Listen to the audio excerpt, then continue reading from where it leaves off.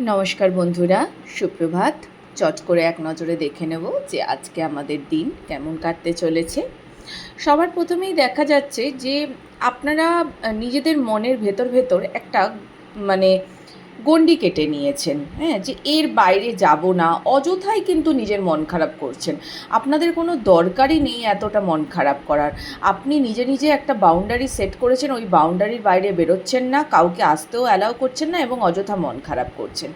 এটা ভেঙে বেরোন, আপনার জন্য কিন্তু ভীষণ খুশি অপেক্ষা করছে বাইরে।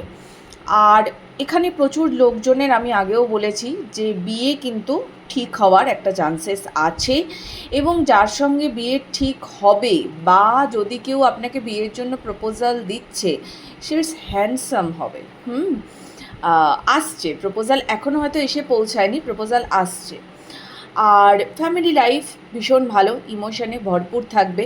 এখানে অনেকে আছেন যারা হয়তো কোনো স্পিরিচুয়াল জার্নিতে আছেন এবং তারা অনেকগুলো দিন ধরে এই জার্নিতে আছেন, বহু জ্ঞান অর্জন করেছেন, একা একা থেকেছেন, কিন্তু তারাও এবার হয়তো একটু ধৈর্য হারিয়ে ফেলেছিলেন। বাট ডোন্ট ওয়ারি, ধৈর্য হারালেও আপনারা পুরোপুরি ছেড়ে দেননি। তো যেটা আপনাদের প্রাপ্য ছিল, সেই প্রাপ্যটা কিন্তু আপনারা পাবেন। তবে আপনাকে কিন্তু বারবার বলা হচ্ছে রিল্যাক্সে থাকতে। হ্যাঁ, রিল্যাক্সে থাকুন, কুল থাকুন, ক্যাজুয়াল থাকুন, ওকে?